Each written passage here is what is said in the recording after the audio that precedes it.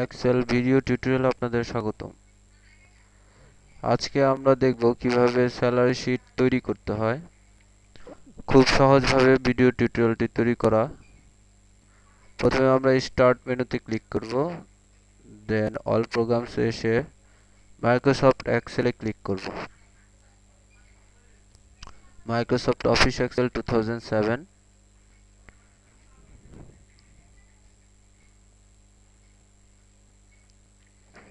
একটা শীট তৈরি করার আগে সর্বপ্রথম আমাদের পেজ লেআউট থেকে পেজ সেটআপটা কমপ্লিট করা প্রয়োজন, কারণ আমরা যখন প্রিন্ট দিব তখন পেজ সেটআপটা যদি কমপ্লিট না করি দেখা যাবে যে সেটা কেটে যেতে পারে, বাদ পড়তে পারে। তাই অবশ্যই আমরা যেই সাইজে পেপার সাইজে প্রিন্ট করতে চাই অবশ্যই সেখানে পেপার সাইজ দেখাতে হবে। অফিসিয়াল কাজের জন্য অবশ্যই আমরা নরমালি A4 সাইজ ব্যবহার করতে পারি। এছাড়া প্রয়োজন ভেদে পার্থক্য হতে পারে। আমরা এখান থেকে পোর্ট্রেইট মানে খাড়াভাবে পেজটা রাখতেছি। পেপার সাইজ A4 নিয়েছি, এখান থেকে ডাউন অ্যারোতে ক্লিক করে আমাদের পেপার সাইজ দেখাবে। আমাদের প্রয়োজন মতো বিভিন্ন সাইজ এখান থেকে নিতে পারি। আমরা এখন A4 সাইজ সিলেক্ট করলাম, দেন প্রিন্ট কোয়ালিটি 600 dpi থাকবে, সমস্যা নেই এটা। এবার মার্জিন আমরা ডানে বামে উপর নিচে কতটুকু ফাঁকা জায়গা রাখবো সেটা আমি এখন 1/2 ইঞ্চি করে রাখতেছি এখানে।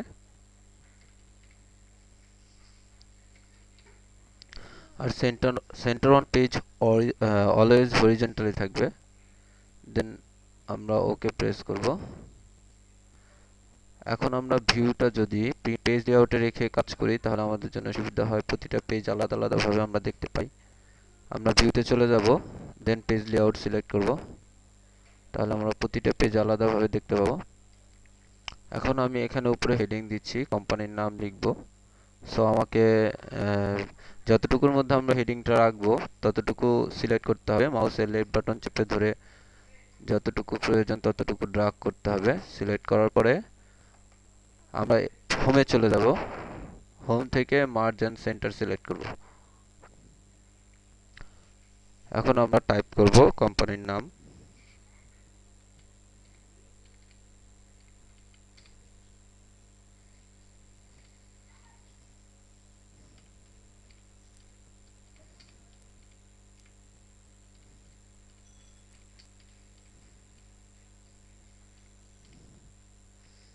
এক্সেলে এক লাইন নিচে নামার জন্য আমরা ব্যবহার করব অল্টা চেপে রেখে এন্টার, তাহলে আমরা এক লাইন নিচে নেমে কাজ করতে পারবো।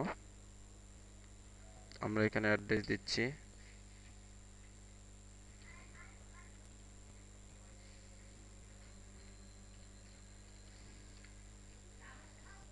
দেন আমরা লেখার সাইজ প্রয়োজনে বড় ছোট করে নিতে পারি। এখন আমরা কালার ব্যবহার করতে পারি এখানে প্রয়োজন মতো। এই হোমের এটা হচ্ছে ফন্ট কালার এ, এখান থেকে আমাদের যে কালারটা প্রয়োজন সেই কালারটা সিলেক্ট করব। এখন আমরা প্রথমে সিরিয়াল নাম্বার রাখবো, দেন এমপ্লয়ার নেম,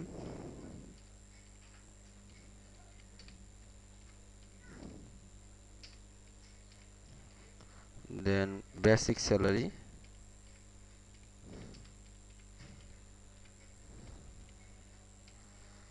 হাউস রেন্ট, তারপর ডান অ্যারো ব্যবহার করে আমরা পাশের ঘরে নিয়ে গিয়ে লিখলাম মেডিকেল অ্যালাউয়েন্স,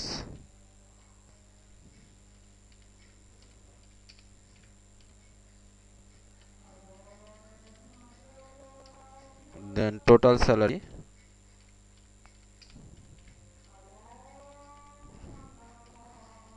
দেন আমরা রাখবো ইনকাম ট্যাক্স,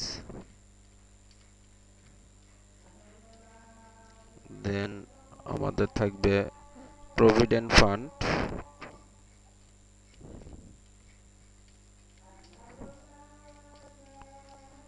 দেন নেট স্যালারি। আমাদের খরচপাতি বাদ দিয়ে যা থাকবে সেটা হচ্ছে নেট স্যালারি, টোটাল স্যালারি থেকে বাদ দিতে হবে। সিরিয়াল নাম্বারের ঘরটা আমাদের এত বড় প্রয়োজন নয়, প্রয়োজন আমরা ছোট বড় করে নিব। দাগ চেপে ধরে উপরের আমরা বড় ছোট করে নিতে পারি।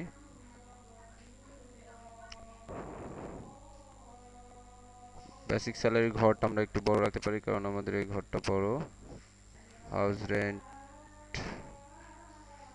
তারপর medical allowance, total salary, income tax, provident fund, net salary. এখন আমরা প্রথম ঘর লিখলাম 1 এবং দ্বিতীয় ঘরে লিখলাম 2। এই দুইটা এখন একসাথে সিলেক্ট করব। দেন আমাদের যে কালো বিন্দু আসছে সেই বিন্দু বরাবর মাউস নিয়ে গিয়ে চেপে ধরে নিচ পর্যন্ত ড্রাগ করব, তাহলে বাকিগুলো অটোমেটিকলি চলে আসবে। এবার এমপ্লয়ারের নেমগুলো লিখবো আমরা, সাপোজ রহিম।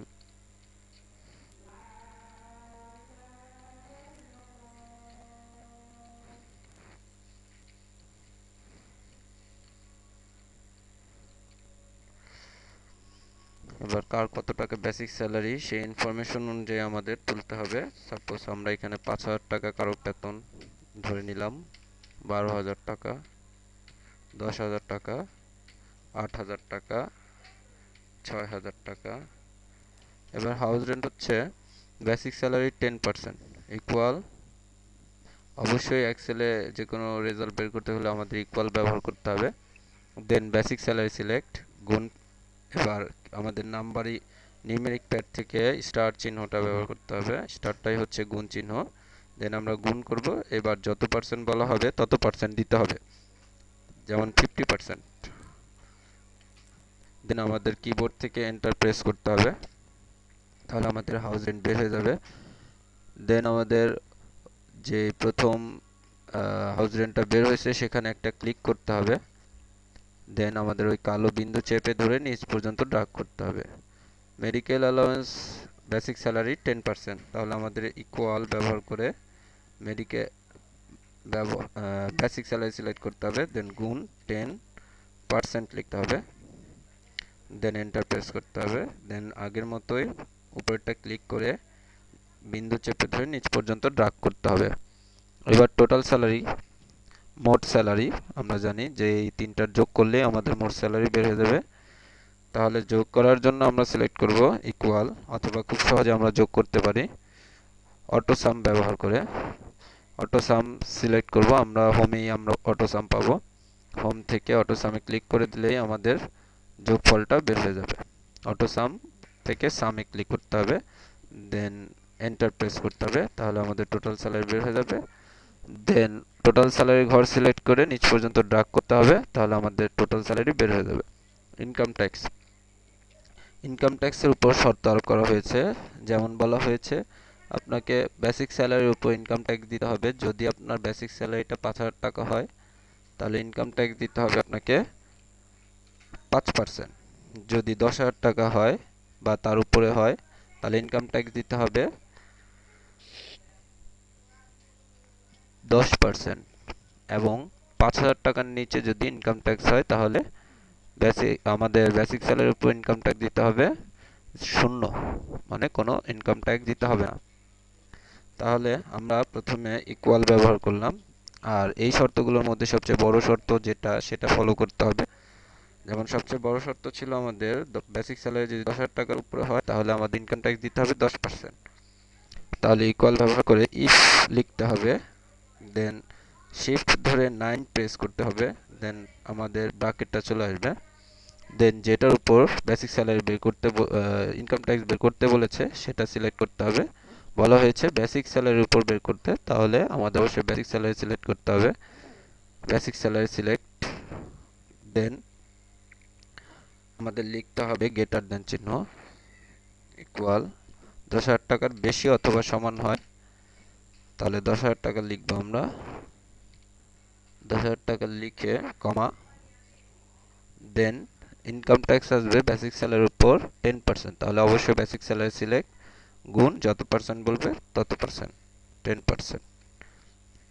দেন কমা লিখতে হবে, দেন ইফ লিখে আবার ব্র্যাকেট, যেহেতু আমরা দ্বিতীয় শর্তে এখন যাব। দ্বিতীয় শর্ত হচ্ছে যদি বেসিক স্যালারি 5,000 টাকা 5,000 টাকা থেকে শুরু করে তার উপরে হয় তাহলে আমাদের 5% ইনকাম ট্যাক্স দিতে হবে বেসিক স্যালারির উপর। তাহলে if bracket basic salary select greater than equal 5,000 টাকা দেন কমা, দেন বেসিক স্যালারি সিলেক্ট গুণ 5%। এখন শেষ শর্ত ছিল যদি 5,000 টাকার নিচে হয় তাহলে কোনো ইনকাম ট্যাক্স দিতে হবে না। তাহলে আমাদের খেয়াল রাখতে হবে আমাদের প্রথম একটা শর্তের আন্ডারে যদি আমরা দুইটা শর্ত লিখি তাহলে অবশ্যই খেয়াল করতে হবে যে আমাদের প্রথম শর্ত যদি পজিটিভ হয় তাহলে দ্বিতীয় শর্ত নেগেটিভ নেগেটিভ হবে। প্রথম শর্ত ট্রু হলে দ্বিতীয় শর্ত ফলস হয়।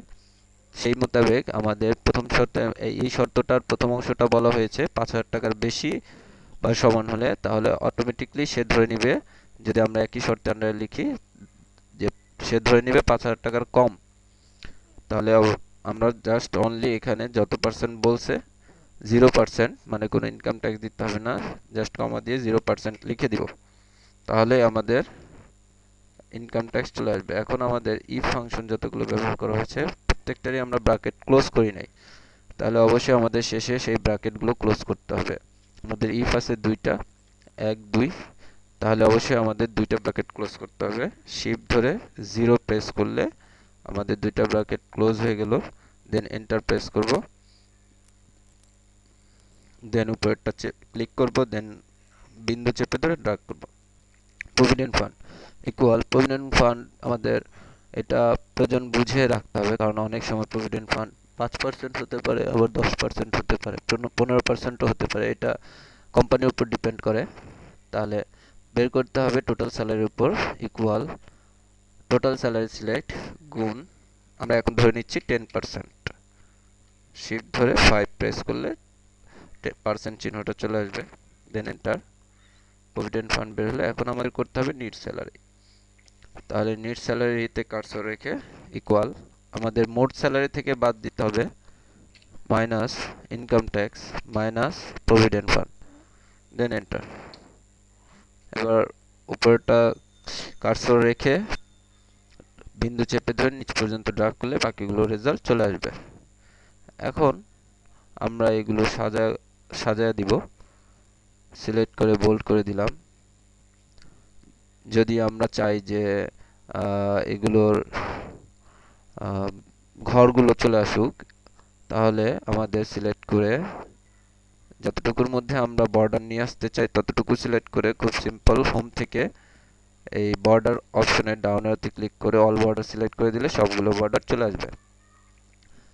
এখন আমরা খেয়াল করি যে আমাদের যদি এই কাজটা প্রিন্ট করতে চাই তাহলে প্রিন্ট করতে গেলে আমাদের লেখা বাড়তে হবে, কারণ হচ্ছে আমাদের দ্বিতীয় পেজে কিছু লেখা চলে গেছে। তো এই লেখাগুলো সহ যদি আমরা প্রিন্ট করতে চাই তাহলে অবশ্যই আমাদের পেজ সেটআপটা ডিফারেন্ট করতে হবে। তো পেজ লেআউটে চলে গেলাম, আমরা পেজ সেটআপে চলে গেলাম। পেজ সেটআপের এই ডাউন বিন্দুতে ক্লিক করলে আমাদের পেজ সেটআপ অপশনটা চলে আসলো। দেন আমরা অ্যাডজাস্ট টু থেকে এখানে 95 দিয়ে ওকে দিচ্ছি। 95 দিয়ে ওকে দেওয়ার কারণে আমাদের পুরো অংশটা ভিতরে চলে আসছে। এখন আমরা এটা খুব সহজে প্রিন্ট করতে পারবো। আসসালামু আলাইকুম।